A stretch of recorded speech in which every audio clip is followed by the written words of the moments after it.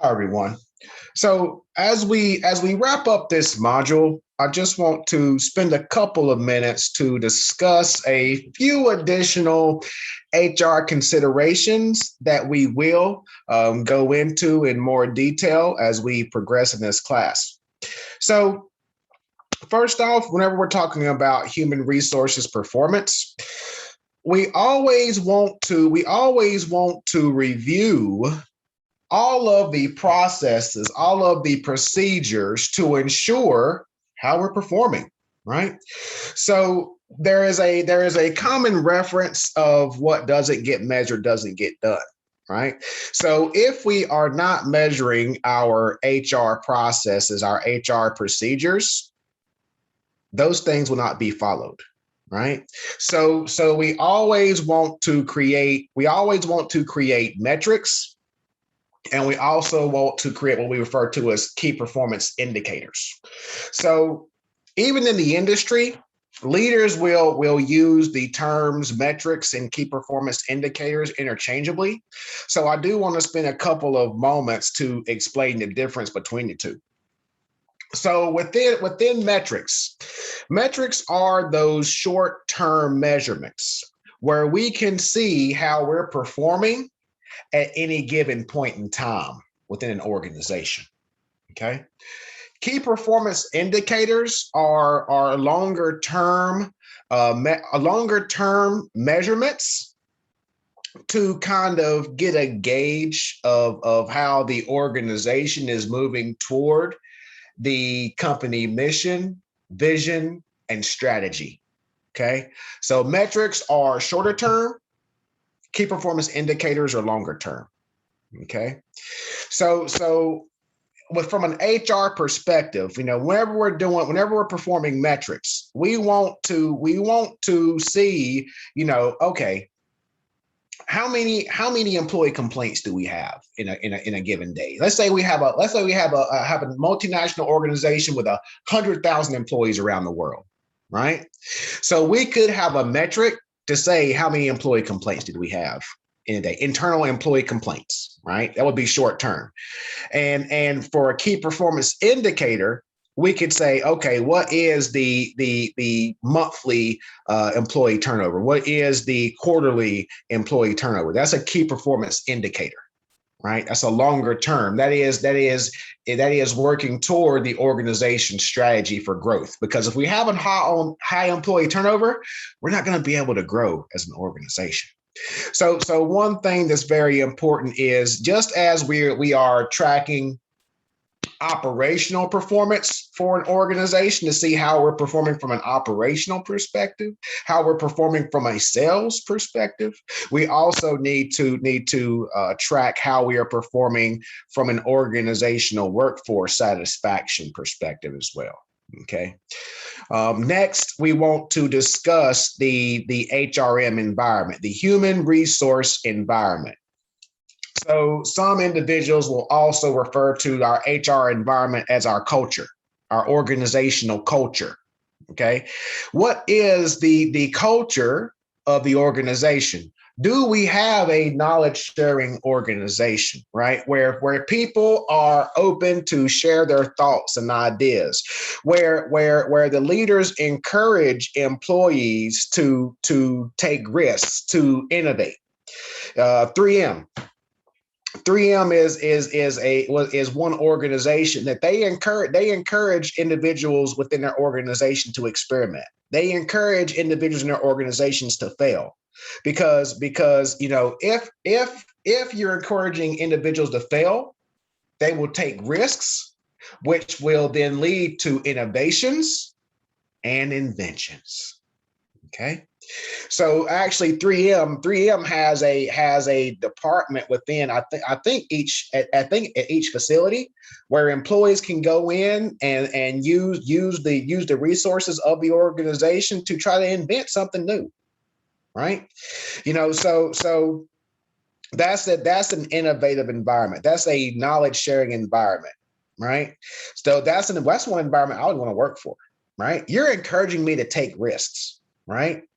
I have an entrepreneurial mindset, right? So if I work for an organization like that, they're encouraging me. They are aligned with what my goals, my long-term career goals are, to innovate, to invent, right?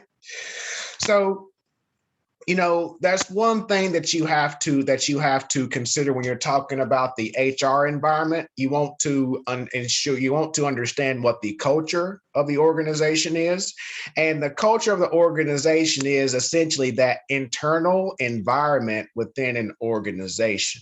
Right now, you do have different departments within an organization where you have marketing, you have operations, you have finance, and you'll hear the reference such as silos, where whenever we're referring to silos, we're saying that marketing sits in that has their marketing glasses on. All they're focused on is marketing, right? They have tunnel vision toward marketing for the organization, right? Sales has tunnel vision towards sales. Finance has tunnel vision towards finance. But if you break down those silos and you encourage marketing, sales, and finance to work together, to collaborate, then that collaborative environment can lead to a positive impact to the organization's bottom line, because you are reducing waste, you're eliminating waste, within an organization, because everyone's collaborating. So if marketing says, "Oh, we're gonna have this $1 million marketing campaign," but then operations says, "Okay, let's say you sell all those things. We don't have the people to actually make those things that you're trying to sell, and you're spending $1 million on," right? If marketing and operations was working in their silos, that's an issue that an organization could potentially have. Right? So if you break down those silos, those particular departments are able to collaborate with each other. They're able to actually reduce that risk in that previous example. So even if we do break down silos, we do have a potential issue of globalization, right? So even if we're collaborating at headquarters, like even if you're collaborating, at headquarters within India, right? How does that impact the individuals in Australia? How does that impact the individuals in the marketing department in America? So you have to build from an HR perspective. As an HR manager, you all have to encourage each department to collaborate, not only within their marketing department, but with individuals around the world within the organization. Because if you are to collaborate with others around the world, you're going to get insights into that particular market. You're going to get insights to different demographics that you're not familiar with, right? So, for example, at the Indian headquarters, if you're creating a social media campaign, individuals in America may see that campaign. So it would be beneficial for you to collaborate with departments in America to see if your proposed idea would appeal to people in America, would appeal to people in South America. Okay. So, in order of breaking down silos and also to break down those geographical barriers, that's one thing that an HR representative, an HR leader should explain to different departments within an organization. Okay.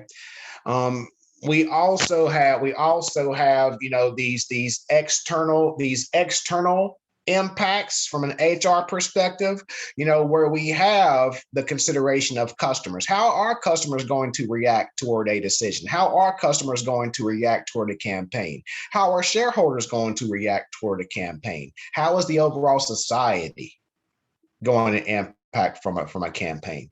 So those are additional considerations that we must consider whenever we are discussing globalization.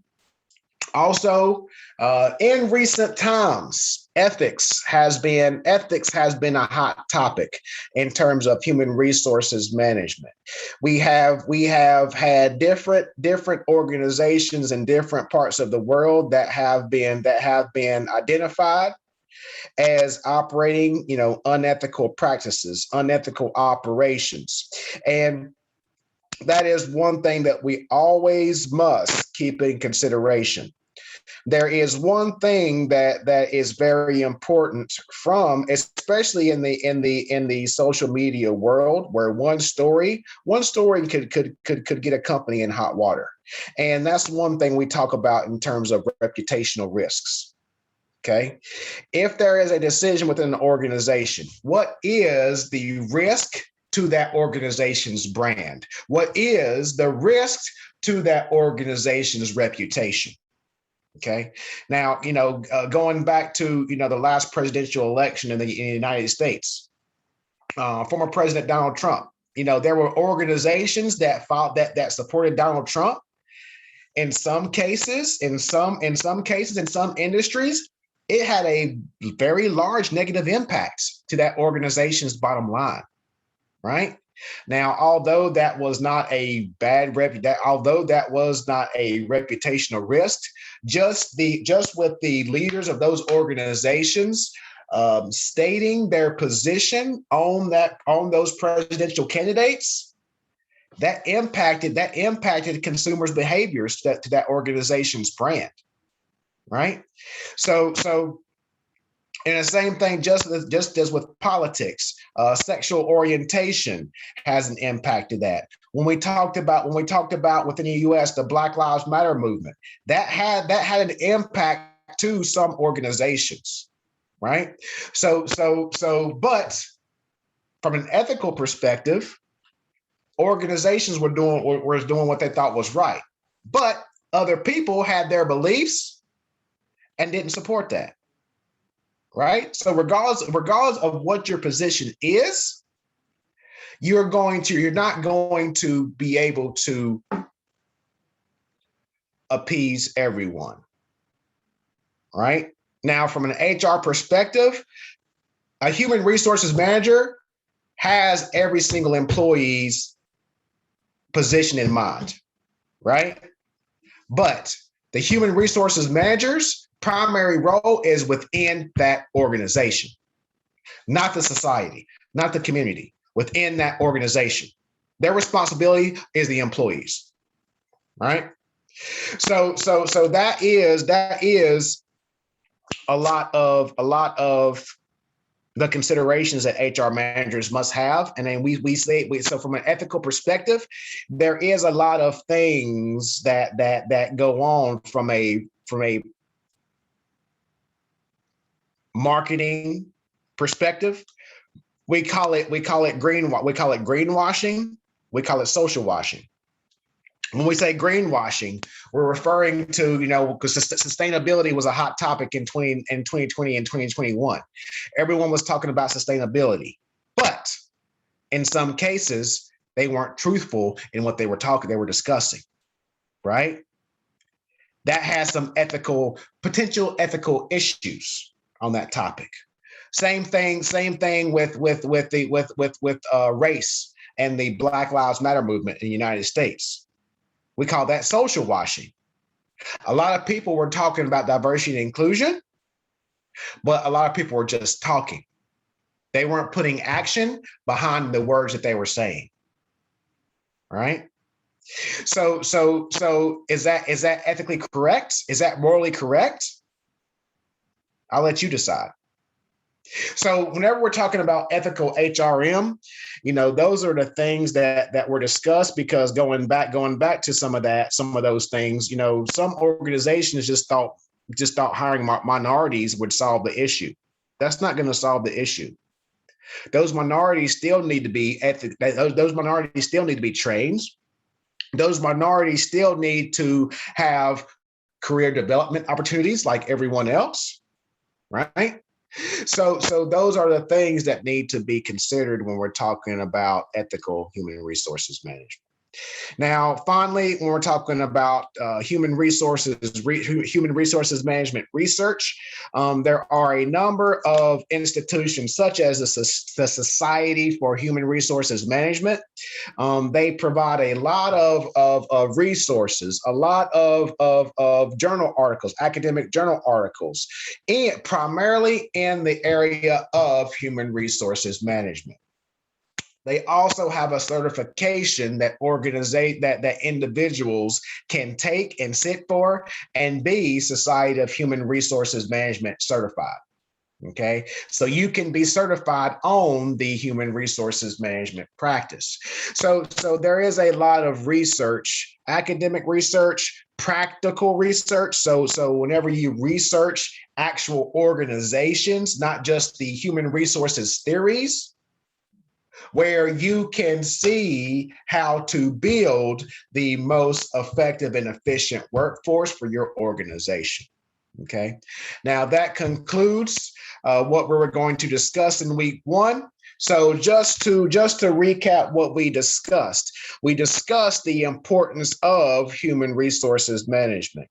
We discussed the major processes of human resources management. And then finally, in this discussion, we talked about the internal and external factors of HRM. We also discussed what it would take to be an effective HR manager. We also discussed, some of the current events that have been happening over the last couple of years, that kind of ties in this HR practice and ways in which organizations are building those strong, effective, and efficient workforces.